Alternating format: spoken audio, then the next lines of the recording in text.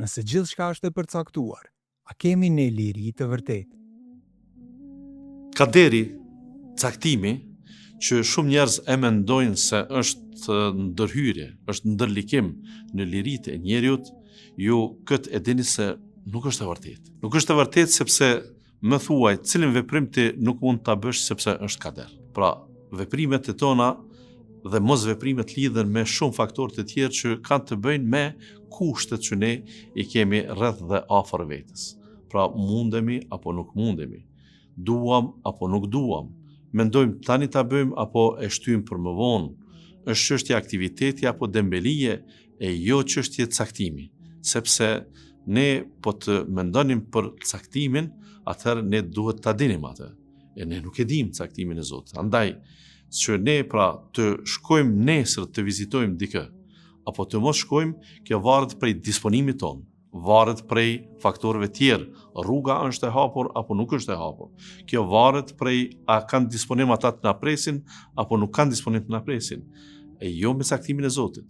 Në fund fare ne në retrospektiv do të themi po, dje nuk shkuam atje, ku vendosëm të shkojmë për vizitë sepse nuk na pranuan, nuk ishin aty, rruga ishte mbyllur e tjera, dhe mund të themi nuk ishte e shkruar, nuk ishte e caktuar. Pra, ne për të kaluar mund ta dim se gjithsesi atë që ne veprojmë është e shkruar, e caktuar prej Zotit, por jo që ne kemi vepruar për hatër të saj.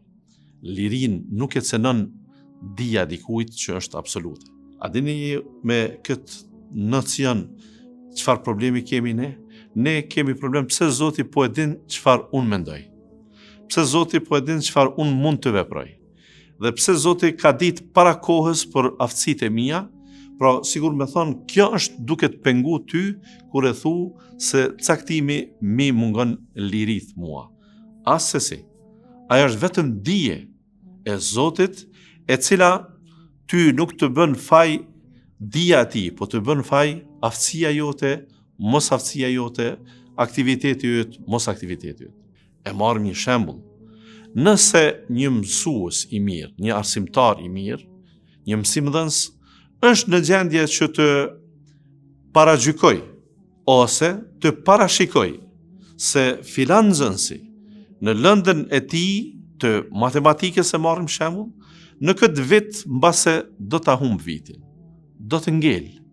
Dhe nëse ky nxënës vërtet do të ngel në qershor, në fund të vitit shkollor, është fajtor arsimtarit që diti kapacitetet e nxënësit dhe bëri krahasimin me lëndën dhe materien, plan programin që është për atë vit, dhe ka konstatuar ai në vetvete se ky nxënës me këto kapacitete që i ka nuk mund ta mbri këtë materie, dhe thjesht mendon se ky do ta marrë njësh. A është fajtor arsimtari pse ka ditë këtë dhe pse në fund nxënësi ka ngel? Asesi jo.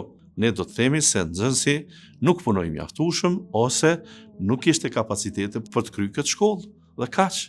Askund në botë nuk dënohet ai që i parashikon gjërat.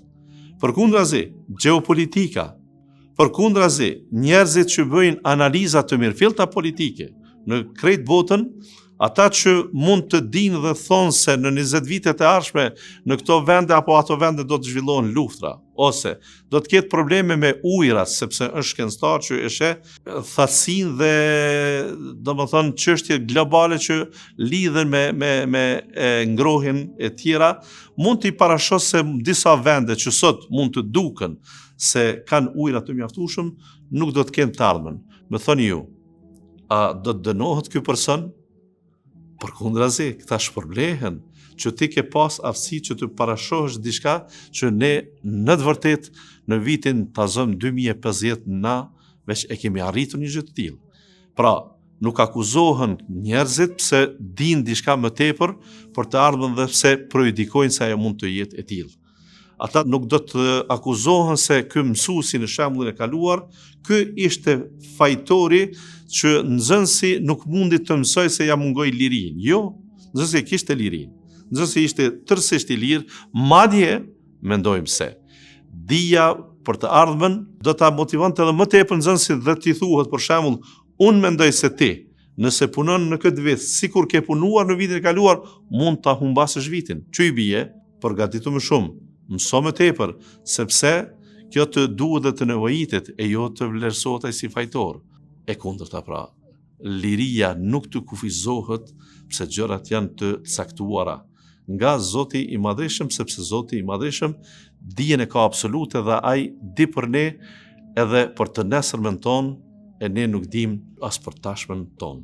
Ne madje edhe të kaluarën duhet ta regjistrojmë mirë, sepse jo vetëm e harrojmë, e ngatrojmë, e nganjëherë edhe e lajthitim fare.